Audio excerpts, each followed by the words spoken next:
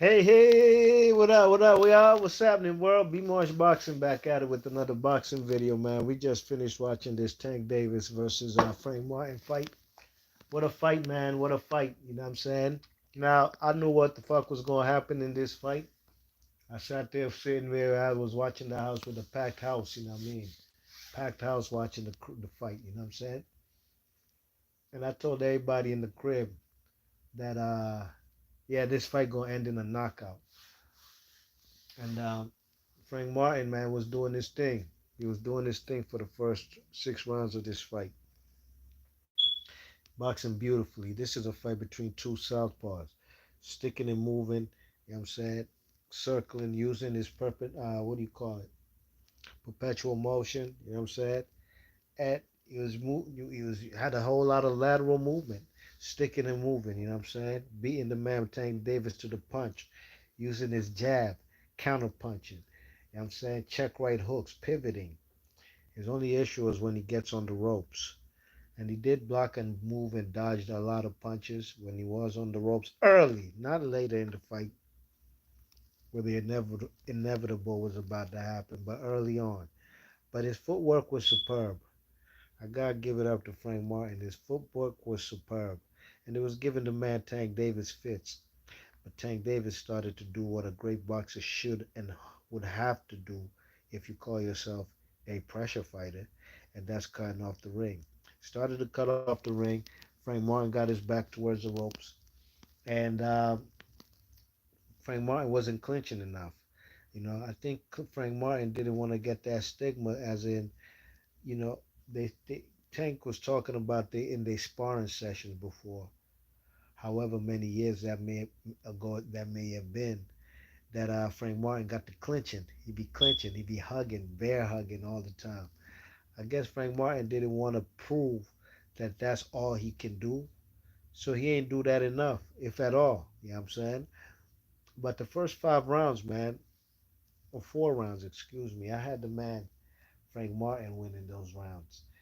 I had the movement that he had and the counter punching, sticking and moving was superb. You know what I'm saying? He was catching the man with some flush combinations. Tank is a fighter who starts off slow, and Tank is a guy at times got his hands in his pockets. Yeah, he's trying to pick up data. You know what I'm saying? Because Tank is a very intelligent fighter. I gotta give it up to him. Yeah, I mean, I just want to see him test himself. That's all. I just want to see him fight the best of the best, not the bottom half, number 7 through 10 of the top 10. I want to see him fight the number one, the number two, the number three, the lineal guys. You know what I'm saying? Stuff like that. Unifications. But the man Frank Martin, man, you know, he was evading the man Tank Davis. Tank Davis was applying pressure from the beginning till the end. You know what I mean? He was on the front foot. The man Frank Martin was sticking and moving. And if he fought and I had him up by 1 round by the time the inevitable was about to happen. Okay, I'll get to it. Y'all want me to get to it already? Here I go. Eighth round, man. Seventh round, or the sixth and seventh, I'd already given those rounds to. I believe I had the man Tank actually was down 5 rounds on my card. I'm tripping. He was down 5 rounds to zip. Tank was down 5 rounds to zip. Round six and seven, I gave it to Tank. You know what I mean? Frank Martin might have would have started off good, but then the man Tank Davis starts unleashing and landing the bigger, heavier, eye-catching shots, and that's exactly what happened. And in the eighth round, I'm sorry, the guy's not moving no more. He's not moving no more. Frank Martin. Maybe his gas tank. He ain't got the legs. He ain't got the stamina. He ain't moving no more. The man is more in the corners. He probably got trapped in a corner in the eighth round. You know what I'm saying? The blue corner, the red corner, and the opposite side. He's there trying, not even letting his hands go, and he's not moving like that. And he definitely ain't clinching. And this is when Tank Davis starts to unleash, and that's exactly what he did. He threw a barrage of punches. A lot of them missed, but he did catch him with one big uppercut. And that's the one that rang this dude's bell. Definitely sparked his boots. And before you know it, he's getting caught with a flush left hand. He didn't see it coming. because he was already dazed from the first uppercut. He ain't see it coming, and that's what slumped him. Slim was on his back, laid out, damn near looked like he was on the cross crucified. I'm surprised he opened up his eyes because when he went down, Frank Martin's eyes had rolled in the back of his head. I'm surprised he even got up. I'm surprised he got up. And the fight definitely got stopped. Eighth round KO for the man, Tank Davis. Mike 104, what up? I see you in the chat, my G. Was good. Mike 104 says they always look good against Tank till they get cracked. Yep. Uh, Zero Wolf says, why is the screen black? Junior says, six views. Go to bed, bro. But you're here watching me. Junior, you're a clown. You're here watching me. You're telling me to go to bed. Who do you think you are? Mike O says, if you could make Javante Davis next fights, who would they be against? The next fights I would love to see him fight Lomachenko. I would love to see him fight Shakur Stevenson. That's two. Uh, a Devin Haney fight at 140. And I would like also for Tank not to have a rehydration clause on these fighters. I'm pretty sure he had one on Frank Martin. Why wouldn't he? He always has one in every fight that he does. Uh, so who did I say? Lomachenko, Shakur Stevenson, a Devin Haney fight if Devin Haney hasn't been ruined by the steroid cheat Ryan Garcia. You know what I mean? That's three. Teofimo Lopez for sure. I'd love to see that fight. You know what I'm saying? And oh gosh, I forgot that Subriel Matias was supposed to be fighting tonight on the Zone. Why the hell would they have a card on the Zone on a pay-per-view night? Damn, I gotta find a copy of that. Uh, I want to give you a fifth person. Uh,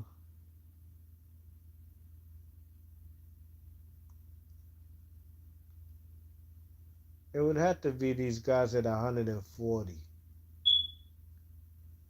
Maybe it's Subriel Matias. Just gather and unify straps. And the best fighters who got straps at 135 and 140, those are guys I'd like to see Tank Davis fight. So I gave you at least five of them. But definitely for sure, top four without a shadow of a doubt is Shakur Stevenson, Lomachenko, Devin Haney, and Teofimo Lopez. If he doesn't fight his peers, his age mates, or guys even younger than him, then I don't know what to say, man.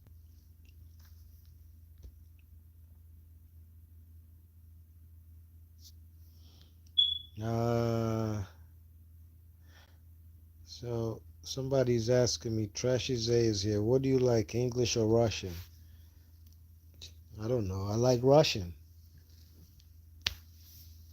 Because I'm speaking Russian right now. What up, Mr. Doc? Big up, Mr. Doc. What's going on, my guy? Yeah, Mr. Doc says, what do you think of Benavidez? Not gonna lie, I wasn't impressed. Gravdick was hitting him with ease. He was. But Grosdick wasn't tagging him as much as Benavidez was. And also Benavidez, I'm surprised he didn't drop him or stop him. But he's moved up to a new weight class. He's fighting at 175. So I'll give him some grace. But I was more impressed that Vosdick didn't go down, to be honest. And yeah, he was hitting him, but it wasn't nothing of big consequences like the big punches that Benavidez was throwing and landing. You know what I'm saying? No doubt.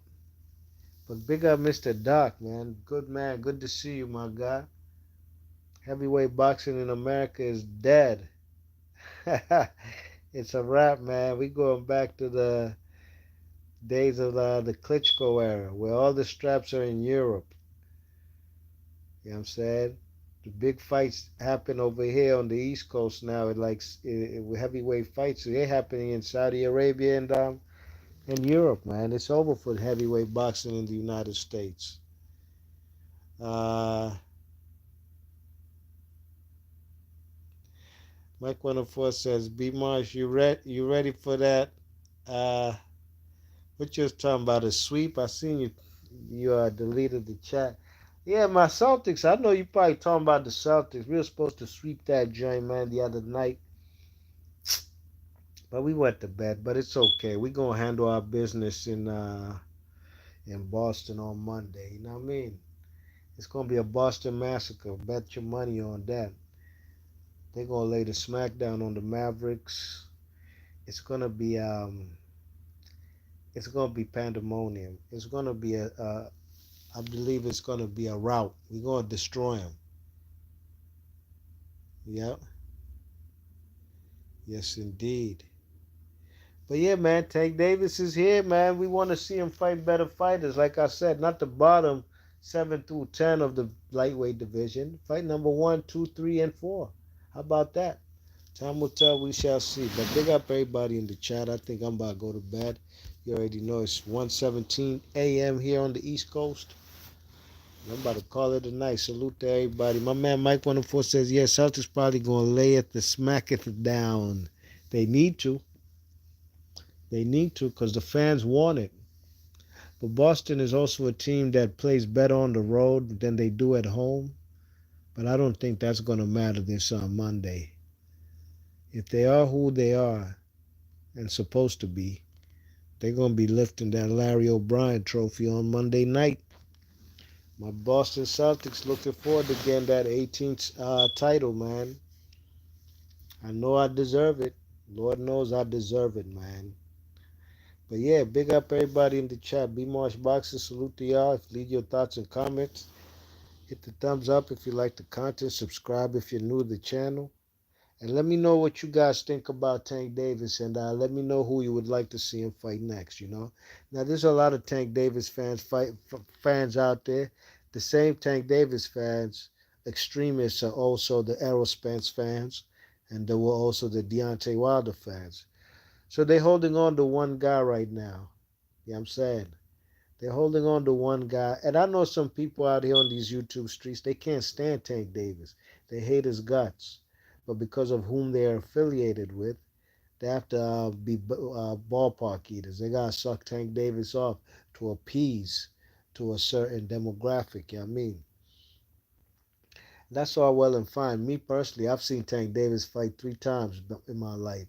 So can't nobody tell me shit. I knew Tank Davis before y'all even knew who Tank Davis is out there. You know what I mean? But at the end of the day, they got one guy they clinging on to. And if this guy, Tank Davis, so does happen to lose, because tonight he was on the verge of losing this fight on points with the way Frank Martin was boxing and circles around his head and tagging him with combination punches. Superb footwork up until he wasn't moving no more and had his back against the wall. So when this guy, Tank Davis, so do happen to catch that L, a lot of people going to be on suicide watch. That's why it's not good to be a fanboy. If you're a real boxing fan, you love boxing. You love the technique, the sweet science. I say everything that comes with it. Boxers come and go, but boxing will always be here. I'm saying my boxing fights and I go back to guys like Hector Camacho and these guys before Mike Tyson.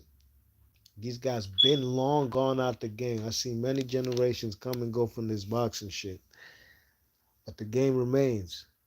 And not everybody comes out of this game unscathed. And you can't run and hide forever. Look, even a man like Tyson Fury, big 6'9" mammoth of a man, he took a L to a cruiserweight, and the cruiserweight hurt him. This the boxing game. Anybody could take that L. On any given night, you could have a bad night, or you might have to fight a guy who really got the skills to pay the bills.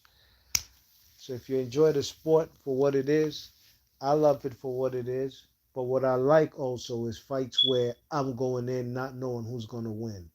Up until when the first bell rings, I'm not sure who's going to win this fight. I can't say the same thing about Tank Davis fights. although I was thoroughly entertained by the knockout. I'll give it up to him on that. That knockout was picture perfect, highlight reel. Sports Center top play, number one of the night. You know what I mean? But who ain't know that was coming? Mike 104 says, you could just tell even though Tank losing, he's getting closer to setting up some big shit. Yeah, because the guy ain't boxing no more. The guy's not moving around and letting his hands go and sticking and moving and keeping a tight defense and being the counter puncher. That's this type of style that's going to beat Tank. That's the type of style that can beat Tank. You know what I mean? The name of this game is boxing. It's not called knockout. Remember that. B Marsh Boxing, big up. What's up? Mike O is in the chat asks, with David Benavidez' performance, do you think he should stay at 175 or go back to 168? He should go wherever he can get a strap and get big fights. And him waiting for the winner of Better Beef and Bivol is a good look for him. It's a good look. If he can get to fight for an undisputed fight with just one time without having to unify or go through anybody, that's something that Canelo would never, ever give him an opportunity to get. And he can't base his life around trying to chase Canelo because that's the only person you're going to have to see for straps if you go back to 168. And the guy clearly don't want to fight him. So he should go where there's greener pastures and where he can do something for his legacy. He's been a WBC 168-pound champ at least twice, still undefeated. If he can manage to get himself four straps at a glamour weight, a legendary weight class, 175 pounds, light heavyweight, hey man, the more doors gonna open for him. Best believe that. Mr. Doc says, B Marsh boxing. Who you got, Anderson versus Bacoli? I got Bacoli putting the final nail in the yes, heavyweight boxing, man. Ooh, ooh. Ah, man, Bacoli beat the shit out of somebody. Who is it? Was it Tony Yoka? Beat the shit out of him, man. That's a tough one, man. That's a tough one, Dodge. But I haven't been impressed with the man Big Baby in a while. Oh, man. That's a tough one, dog. That's probably a 50-50 fight.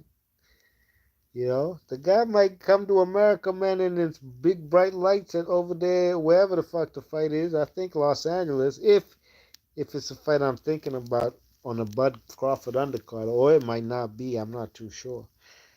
You never know, man. But he did beat the shit out of Tony Oka. I'm not too sure that one, Mr. Doc. I'll give it a 50-50 right now. But Martin Bacoli, man, hey, the best heavyweights in the world come from Europe. They have a bigger pool of heavyweight fighters throughout the continent of Europe than we do here in the United States. And not now. No, no, no, not now. That shit been happening since Lennox Lewis, Klitschko's, for a long time. Deontay Wilder, man, at least he gave us some good times, even though I knew his flaws. Not everybody's perfect, but it's not a good look how he's going out, man. Time will tell, man. Okay.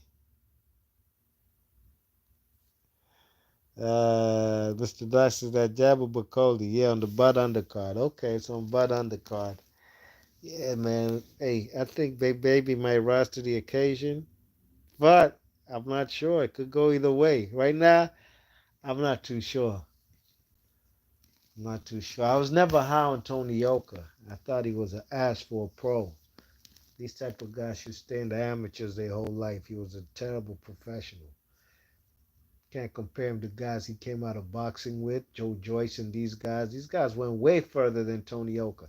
Tony Oka was still, and he's a steroid cheat. That's why I knew Martin Bacoli would whoop his ass, and he did. So we shall see, man. But I'm leaning right now a little bit towards Big Baby. But yeah, man, big up to all y'all, man. I'll see you guys on the next one, all right? One love. Gone.